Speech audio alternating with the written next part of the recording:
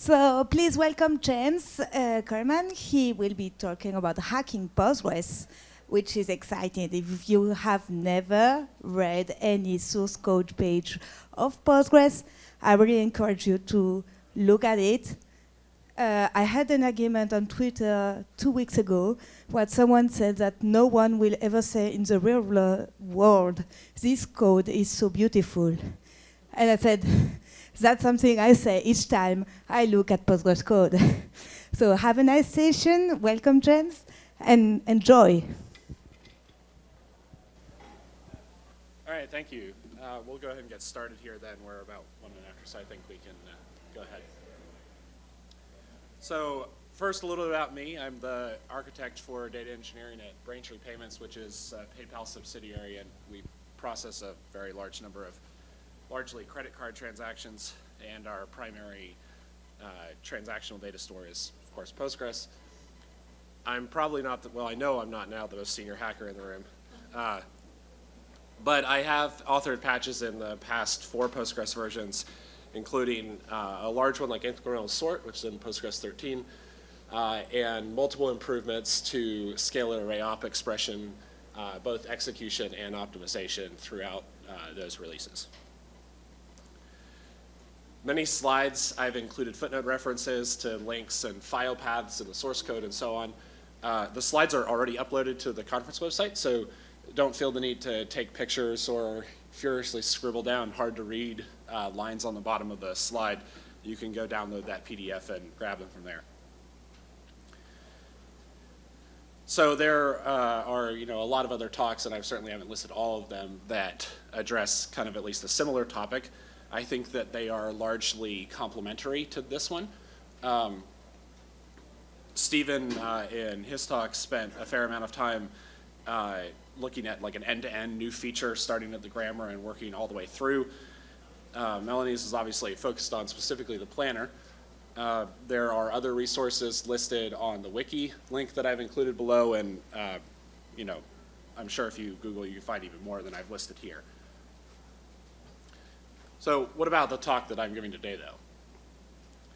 I was chatting about possible topics for this conference before submitting one with a colleague of mine, and he made the comment that he would love to see more talks about the mechanics of working on the code base with Postgres and how you might set up a test feedback cycle, navigate in your editor, and so on. And he went on to say that that kind of easy setup was an underappreciated superpower of the kind of development we have at Braintree, with easy bootstrapping of your environment, the ability to run focus texts from Vim directly, to do that repeatedly, and that it'd be neat to have a standard way of working with Postgres in Vim or VS Code or whatever. That really hit home for me because while I've worked on these various patches over the years, I've created a set of scripts and toolchain and whatnot that I like to use to make my iteration on patches easy. That's from my perspective, of course, but it made sense that this is the kind of thing that might be a real blocker to someone getting in. So in today's talk, we'll look at things in 3 categories broadly. First, the community kind of oriented side of things, like how patches get submitted, reviewed, and committed. We'll look at the code base, what lives there, where things are, some of the utilities you have, things you ought to be taking advantage of that are in the code base. And then we'll, in the category of tooling, we'll look at how I actually go about making a change. We'll run the tests. We'll actually have a live demo. I think everything will cooperate for that. Live demos and talks are high risk, high reward. So, you either, we'll see if you get the risk or the reward part. But so first, that community process portion. It might seem old-fashioned, and I've already heard several discussions around the conference about how development, should or should not happen on GitHub pull requests and so on. But all Postgres development, at least for core, happens on the PGSQL hackers mailing list. Some starts on bugs and maybe security, obviously if there's a specialized case, but primarily on the hackers list. Those discussions can span, in some cases, many years.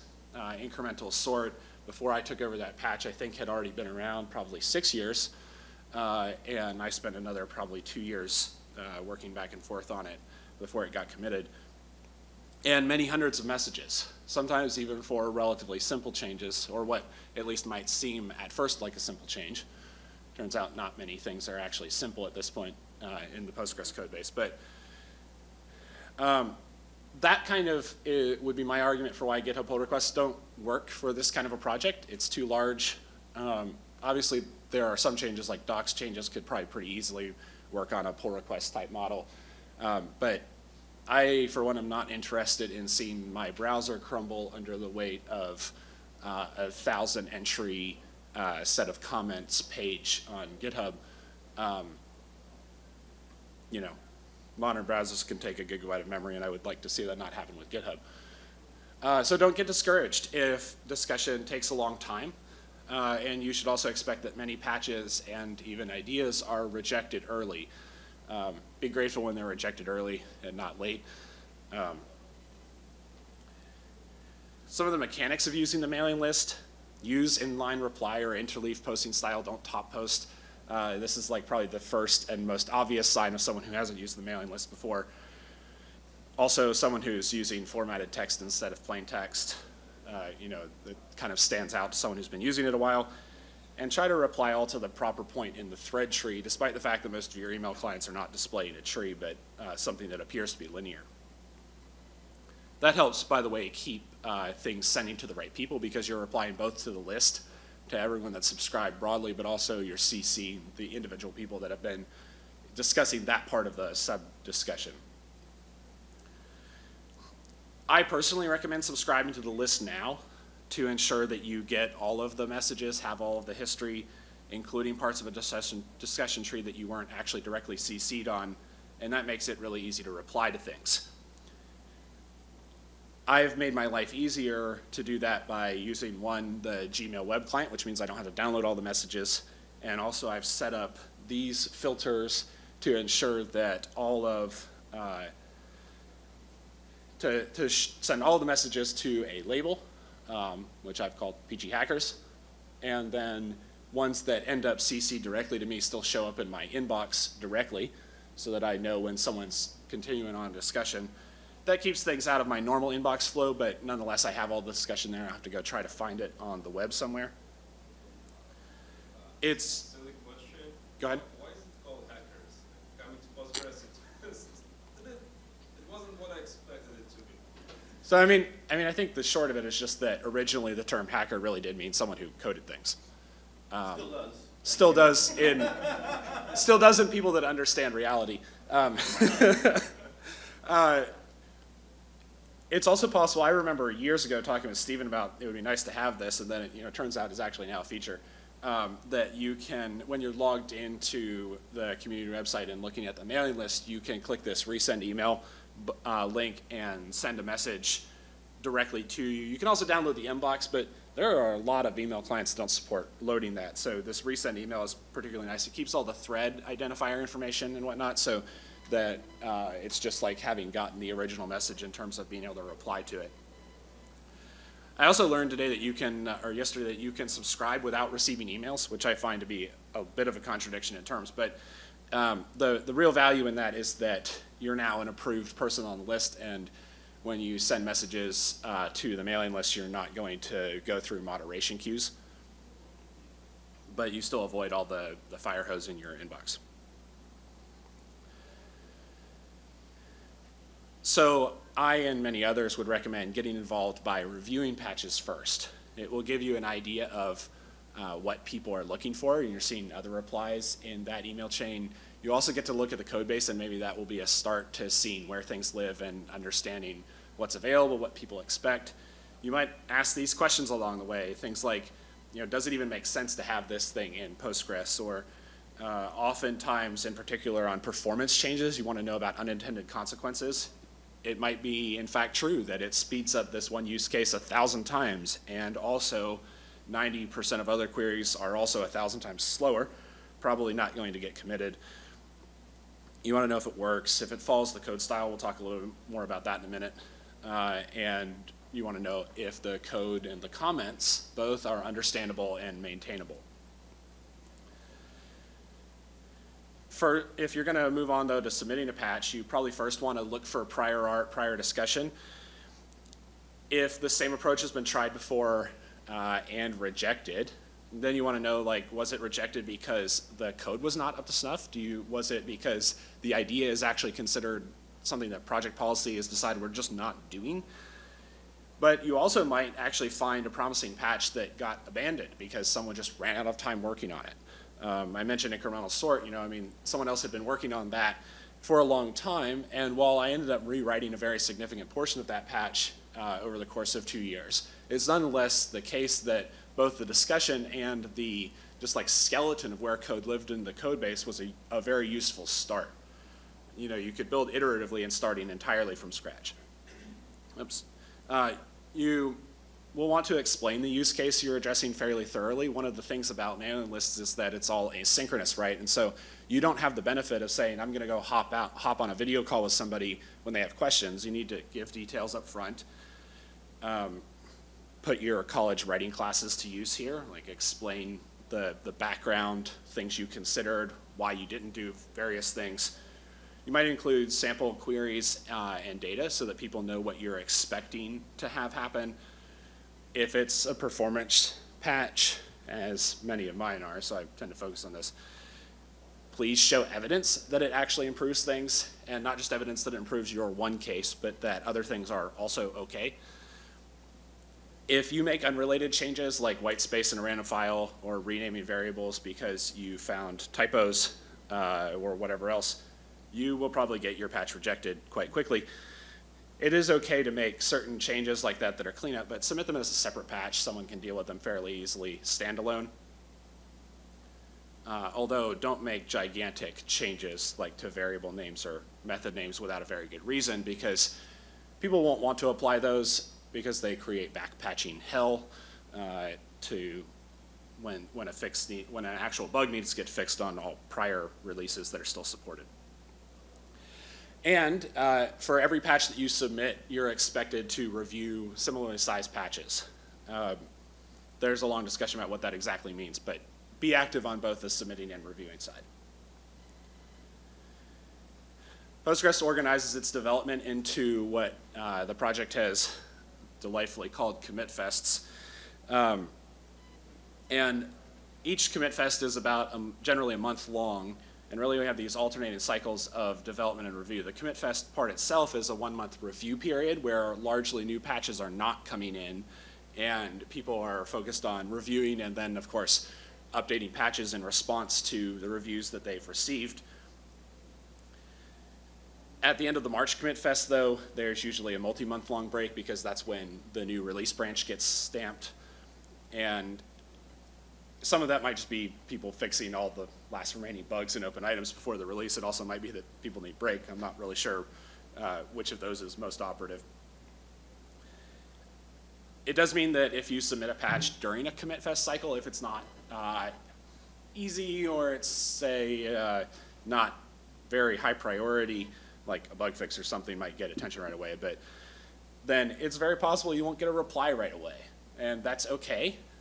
Wait, and you need to understand what the cycle is that's going on here and why people are not necessarily just ignoring you. They are focused on something very specific at the moment. There's an application on the community website, the CF app, that tracks both the status of commit fests and also patches within those commit fests. New patches get added to the open commit fest, which in this screenshot, which I took for this talk, you'll see is the November one, not the current one this month that's in progress. In progress contains ones that are unsurprisingly currently being reviewed. If you're wondering where to get started contributing by reviewing patches, you might read through a lot of emails and find something that looks interesting. I've certainly done that. Or if you need a little bit more direction or you want things filtered down a little bit, you might log into the CF application here and look specifically at the ones, the patches with the status needs review. That should be self-explanatory. Either way, if you're going to review a patch, whether you've picked it from the mailing list or from the CF app, you'll want to log into the CF app and edit the patch record to mark yourself as a reviewer when you've committed to reviewing it, so that we know that patches have reviewers. Yes. reviewing. Mhm. So how many reviewers do you usually review it, and what makes a certain person qualified to review it? So on the qualified question, obviously at some point you're going to need someone with experience in that area of the code base to look at it. But you know, you're not going to end up with experience in the code base unless you start making reviews, right? So you have to start somewhere. In terms of number of reviewers, that at some level is going to be determined by a committer or some other relatively, you know, someone who's been around in the community a while. I won't say senior because I don't really know what it means in that context, but someone who's been around long enough to feel comfortable saying, okay, this is moving on in status from need to review to ready for a committer to look at it.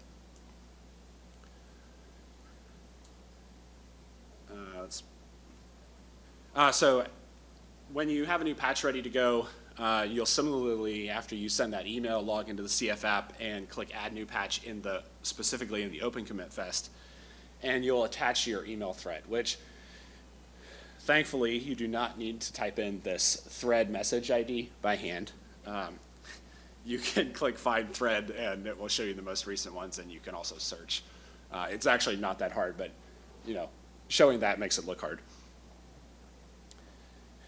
The Postgres wiki is a good source of development information, albeit sometimes a bit out of date. It includes developer meeting notes, unofficial to-do lists and roadmaps. Again, some of these are out of date, but also some helpful things like patch FAQs and checklists you might follow before submitting your first patch, and also some information about editors and tooling.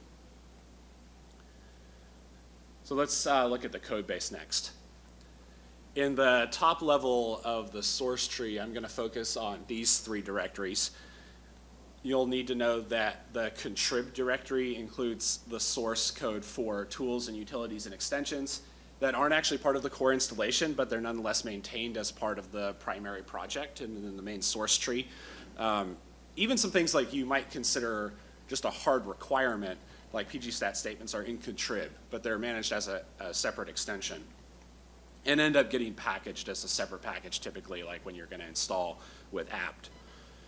The docs directory unsurprisingly includes source for the public-facing documentation, and source is the place where we would find the core server and core front-end utilities in source.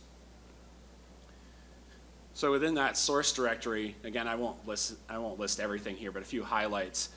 The server side of Postgres, the C files are largely in the backend subdirectory, and the header files for the backend are largely in include. It's not perfect, but it's pretty generally true. This bin directory I found at first confusing. Like, these are not actually binaries. These are the source and tests for front-end tools like pSQL and PG-based backup. All the PG_star CLI tools are in this bin directory. Source for the binaries that you're going to ship, not the binaries themselves. And then the regression tests lived it, unsurprisingly, in the test directory. If you're going to start hacking on the back end, the first question you might ask is, well, okay, where does my change fit into the structure of this system? So for example, like query execution starts at the parser and then works its way through the optimizer generating a plan and ends up at the executor that executes that plan and returns tuples to the client. The Postgres source is pretty well organized. It's a well-organized project. It's also organized well in the source tree, and each subsystem or component is generally in its own directory.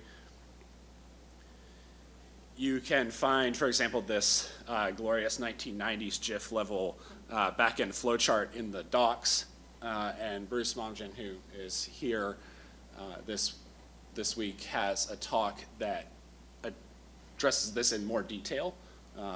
This picture and focuses on that detail and more. There's also this large online book called the Internals of PostgreSQL, which is fairly in-depth, that you might reference. But once I'm actually in the source tree, one of the first things that I look for to understand a component is a README in the appropriate directory. And the Postgres source actually in source tree includes a fairly good number of these helpful documents called READMEs, of course, and some of them are quite long. For example, this long doc here in the optimizer subdirectory includes information about data structures for planning, how you can construct a valid join tree in the right order, and how we generate plans. And in particular, when you're working on the planner, this piece that I've screenshotted from that file gives you effectively like a call tree of functions in order, starting at the main planner function and working its way down. And of course, I haven't included the whole, I can't screenshot the whole thing, it's too long. And this is particularly helpful because planning is something that takes many thousands of lines of code. And in this actually fairly well organized like set of steps in order in this call tree, you're going to want to find where does your thing fit in, because you may have a feature that's entirely valid to work on, but if you change it at the wrong point in this planning process, first of all, it might break other things, but second of all, that's also a good way to get a patch rejected pretty clearly. Postgres source is also pretty heavily commented, and it is expected that your code includes comment headers for functions, that inline to your code you explain reasoning that would be helpful, like what assumptions you're making, why they hold true at this point, what the code is doing. It's kind of popular in like modern web application development to claim that the source is self-documenting, and that's bullshit. So we'll talk a little bit more about my editor and in the demo later, but you'll want to use proper project style to avoid frustration with your patch. Like a patch might be entirely fine, but if it wraps at 300 columns, someone might just reply and say that they can't review it. Use tabs, unfortunately not spaces, displayed as.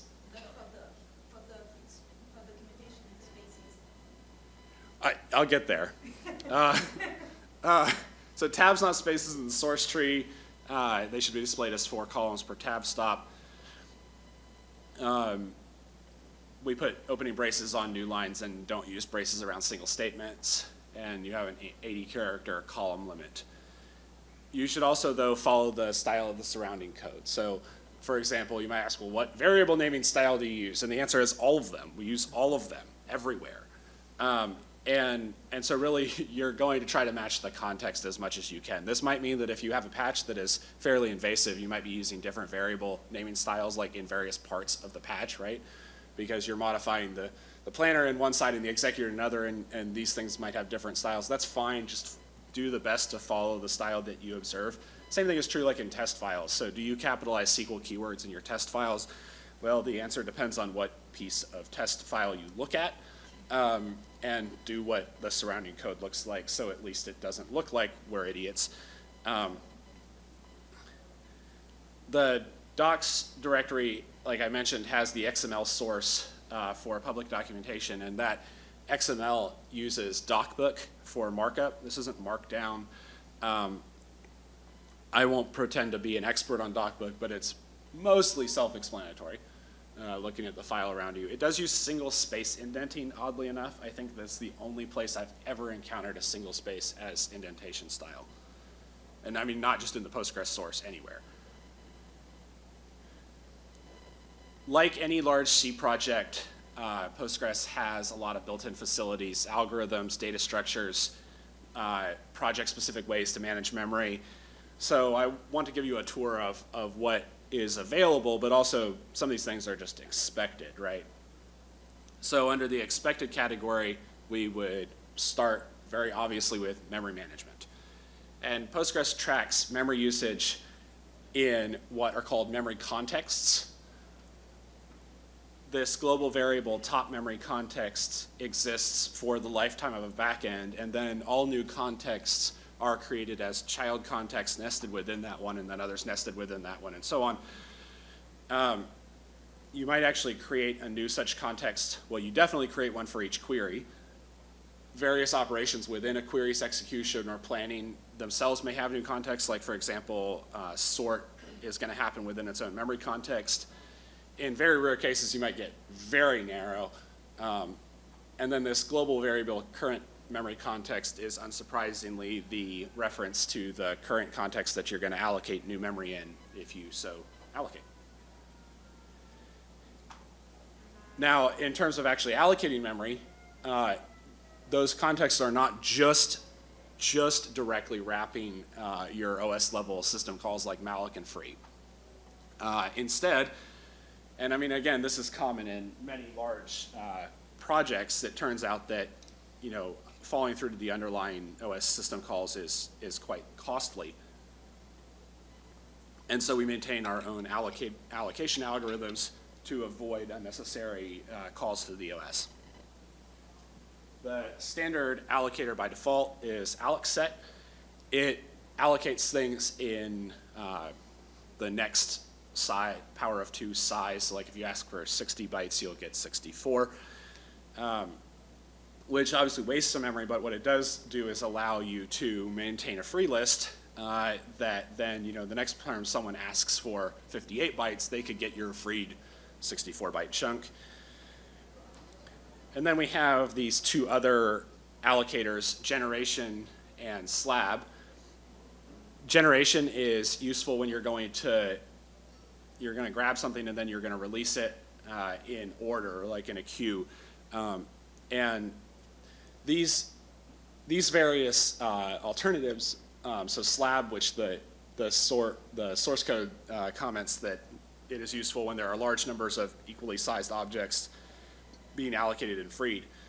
But for example, in PG15, there's a change for sort to move from allocset to the generation allocator, and there's a pretty significant speed increase, particularly when tuples were sized at just over a power of 2 boundary. So like you were wasting basically double the memory, and it turns out that like wasting memory isn't just wasting memory. It's not just that like now you can fit less in RAM. It costs a lot to move it around on the CPU.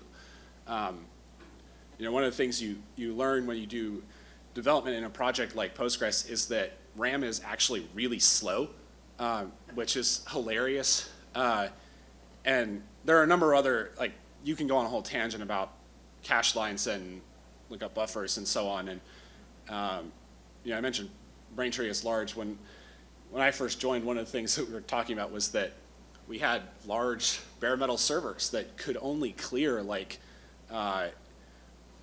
when they needed to, when the OS needed to clear out shared memory for something. I mean, it could, like the processor could only chug through like, and let's say it was like 10 gigabytes of memory a second.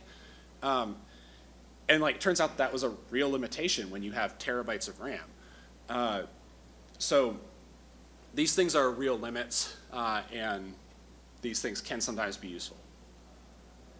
If you need a new memory context, you will create one with one of these 3 variants, context create, and then it's the very common code pattern you would want to be familiar with is this capturing the old context while you switch to some other one, whether that's a new one or in a lot of cases you don't need to create a new context, right? It's very obvious that there's a context that you're supposed to be using in this situation. And so you'll switch to that context, do your work, and then switch back to the old one. When you actually need to allocate memory, though, and manage your memory, like I said, you know, you're not following through to the OS, malloc, or free. You know, continuing on a theme, if a patch shows up with malloc in it, that is a red flag. So use palloc and friends. I haven't listed all of them. There are a couple other specialized variants, but palloc and friends, and then pfree. Of note, though, sometimes also this is actually something that just a commit that just landed in the sort code was that there was no need to be freeing various chunks of memory because it was basically freeing all the memory and then clearing out the entire context. And I don't think we're at 10. No, it's, yeah, it's 20, 10 if you want question Oh, okay, at the okay. end, or 20, as you wish. Okay, thank you. Sorry, I was a little concerned there. So anyways, if you're going to clear out the entire memory context, there's no need to pfree everything before that. Logging and error handling are all handled through the same infrastructure. You're going to call this ereport function, pass it a level, maybe an error code, your message, and so on. You have a lot of these error levels that are fairly self-explanatory in most cases, but one thing you want to know is that some of these by default go into server logs and some of them by default go to clients. So like notice and warning, for example, go specifically to the client and not to the server log by default. And the difference between those two is just whether or not it's an expected condition or an unexpected condition. Debug is not going to be activated by basically anyone in the wild, but is useful at development and so on, right? But then things get, I did say this was logging and error handling, not just logging. And so things get interesting when we bump up the level to error and above, because if you log with error, that eReport call is not going to return to the caller location. It's going to abort the current transaction and clear the call stack and all that stuff. And it's going to clean up shared resources like memory, hence the memory contexts again. Fatal will abort the current backend process, and panic shuts everything down. Don't panic, please. Postgres has in-tree implementations of quite a few common data structures. The most common that you'll immediately see is list, which is not actually a linked list.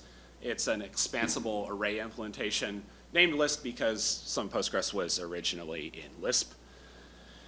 And the empty list is still represented as null, but specifically the type-safe type def for null that is nil. So nil always means you're talking about a list in the Postgres source. You also have single and doubly linked lists available for you. There are 3 different hash table implementations. Simple hash is templated. It's not C++, right? But you can use macros in C to effectively do templated code if you undef at the end.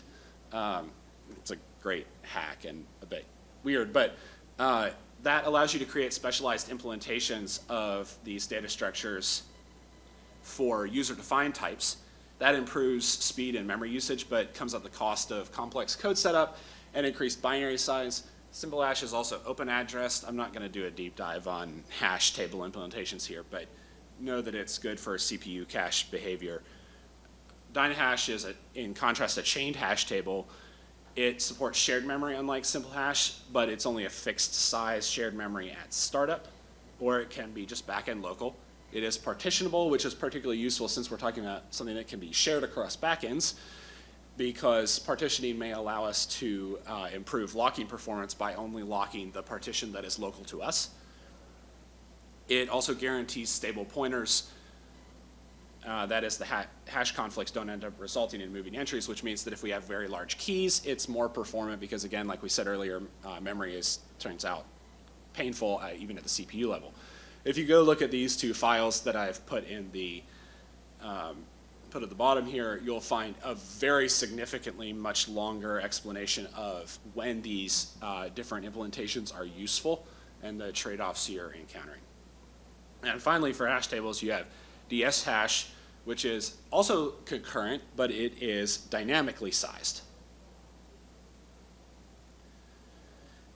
There are a lot of other data structures too, like a fully balanced binary tree. Bitmap sets get used quite frequently to represent things like attribute numbers that are being selected or relations that are being used in a query. So they're all non-negative integers that usually have a low max value. It would be actually kind of expensive to represent like 4 billion in this kind of bitmap, a bit per integer.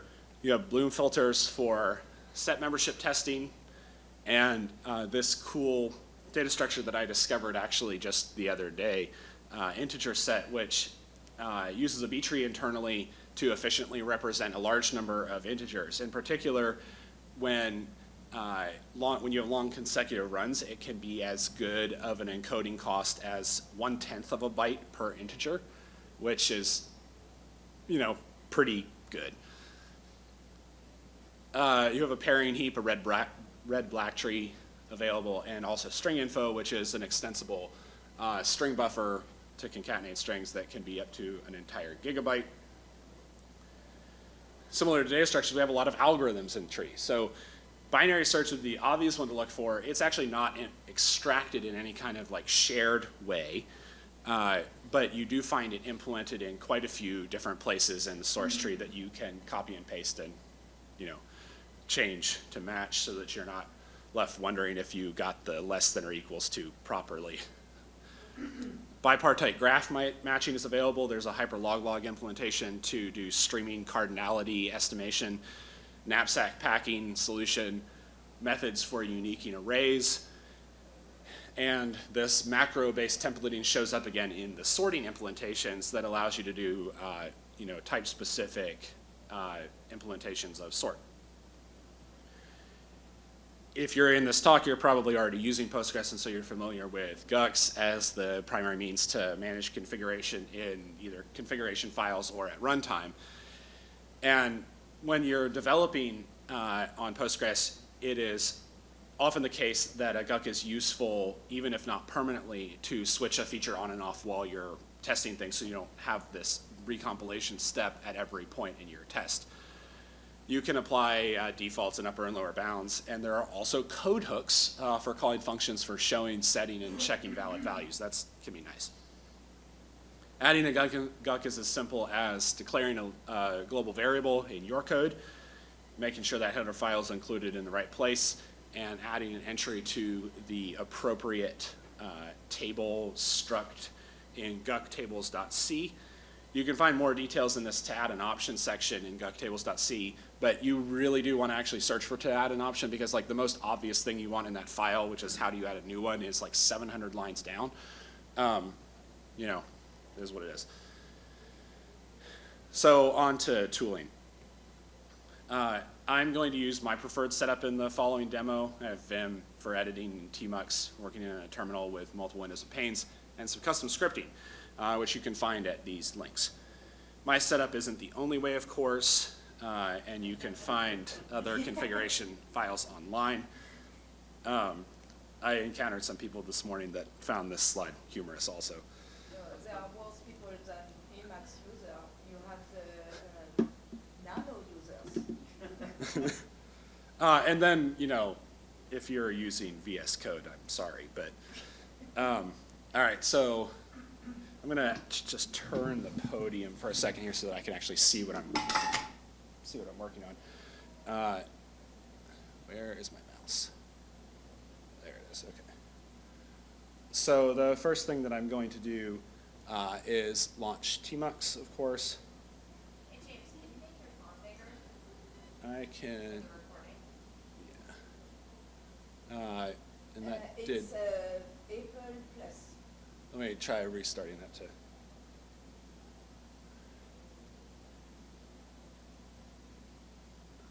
I don't know why it moves around every time it resizes, but I'm going to stick to that. I'm a little worried if I go too much bigger, it will might be a little funky. Thank you. Sure. All right, so I started tmux, and then I have, and I apologize, it's very hard to type with the thing angled away from you. A short script that launches everything that I want in tmux.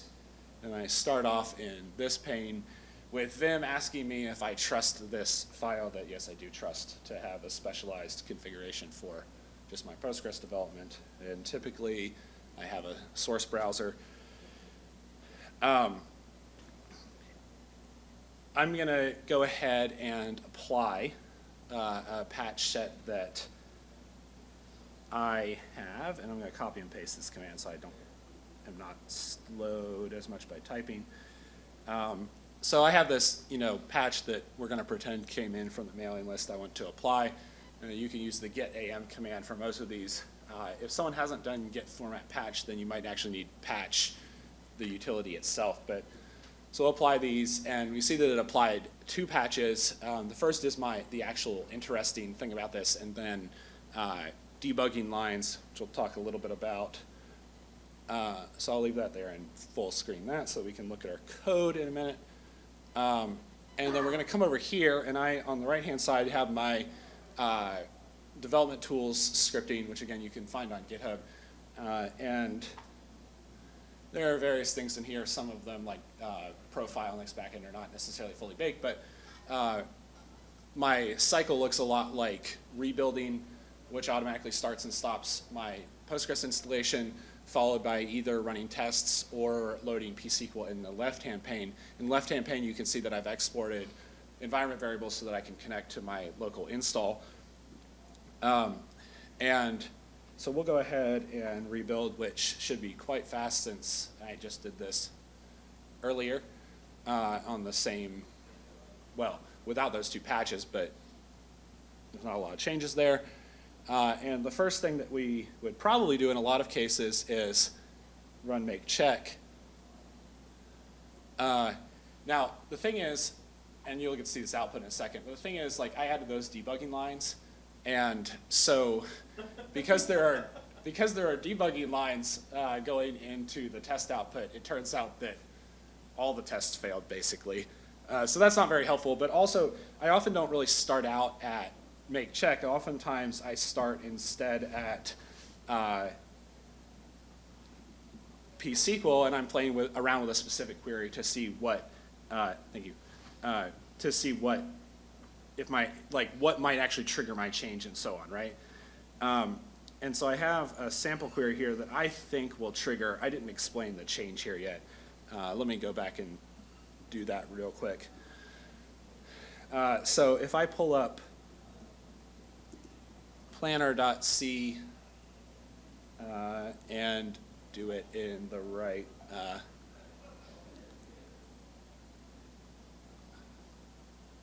it is surprisingly hard to do on a screen that is not right in front of you. And then we look at create ordered paths. Let's find the actual implementation. Okay, so the patch that, well, that's create. I should have done create ordered, not, okay, so the patch that I've applied was inspired, first of all, by the fact that when we committed incremental sort, we left in this to-do comment of sorts that notes that we look at useful, like not just the sort path keys for sorting the query in generate useful gather paths, which is the parallel path generation. And we might want to do that here for serial generation too. So if we come down here, I have these nested for each loops. This inner one was already here. It's not changed at all other than the fact that I've renamed the list cell variable to match. But and then I've added this outer loop to go over a list of path key lists. And so I have this query that I think will potentially make use of that because I'm going to both group by A and then I'm and B, and then I'm also ordering by A. So my sort keys are going to be A only, but I'm grouping by A and B. We might be able to exploit an ordering on A and B to improve the speed here. So I run that query and I get this really disappointing result that that indicates to someone who's done this more than once that the server has indeed crashed. But I did get my warning output, which I stuck at warning so that it would just automatically go to the client. I didn't need to set client min messages. And this is just some helpful information for me to be like, okay, in fact, we took the branch that says that the query path keys got set to the grouping path keys, and I did find useful path keys because of that. So I know that this query at least like kind of matches, right? So at that point, I want to know what crashed. And this is where I really like this simple little script that will launch PSQL on the left and then automatically launch the debugger on the right, which normally for me has been GDB, but GDB doesn't actually support the Apple M1 architecture still. And so I changed the script name GDB to launch LDB instead. So I'm going to set a breakpoint and then continue, and I'm going to run my query again and see that it catches the breakpoint. We did in fact get into this code. I need to be on the right-hand side of the screen. And I'll continue. and continue, and I'm going to shortcut some of this because of the time that we have. Okay. So there's really 4 times through this list. I could show you print out the lists, but we get exec bad access, and the interesting thing about this is that the address that it was trying to access looks like 0x, so hex, and then 7f repeated. That 7f indicator is Postgres scribbling on the RAM after it's been freed to make sure that use after free doesn't happen, or, well, that when it does happen, you find out, is a little more correct. So we can actually step through this code, and we can print out various things. I'm going to skip over some of that just because of time, but you can print out the path list entries, and you get a lot of interesting information that way and can debug. But what I already know and would have showed you if I had time to step through it is that it happens on so remember there's like 2 items in the outer list, there's 2 items in the inner list, so we're going to hit the inner code 4 times, right? And it turns out that the problem happens on the last one, but the memory problem is created in the 3rd one, so it's in the set of loops that I've added. And all this code is not changed, so you're like, it must be something in the fact that I'm looping over it again.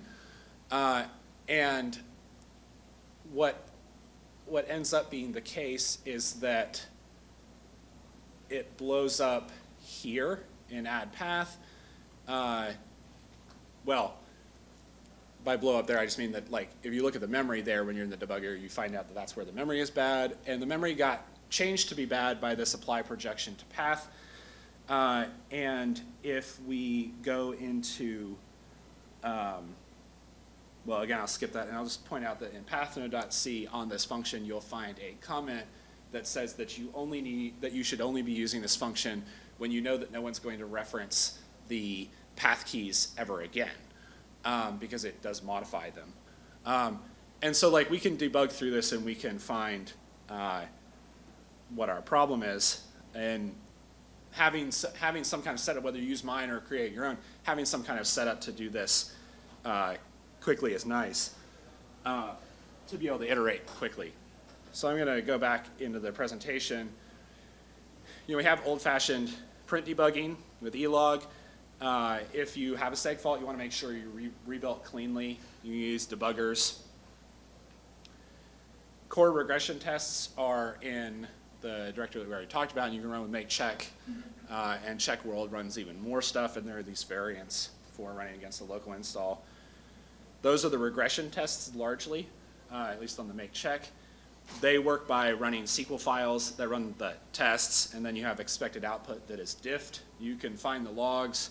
They're not isolated, and they can reference previous files, which can make using the stuff in them by yourself a little bit hard sometimes. There are tap tests, which are a lot more flexible because they're written in Perl, and you can spin up multiple servers and so on. And you'll find these in T subdirectories in, for example, the source of binaries like PG rewind. You can run individual tests with the proof check variable, and you can find the logs for the servers and for the tests themselves in this temp check log directory underneath that test area. The official repo is tested by the build farm, which is a lot of machines that all have a fun animal name, and there are a lot of them, and so interesting animal names. You can run CRCI, though, on GitHub on your personal fork. There's more details in the source. I'm going to skip most of this since we have a minute left and just say that you should ensure that your code is formatted properly. PG indent will help you do that. You can, after you get that set up, and patch file names need to include a version of the patch. If there's multiple files, you want to index for that patch also. And you can do that very easily and not manually by committing in the chunks that you want and then using git format patch, passing it a version number and the point at which you branched, and it will generate a patch file for every commit that you have after that reference. So that's the end. I don't really have time for Q&A, but I'd be happy to chat with you out in the hallway and so on, or at lunch and breaks. So thanks for coming.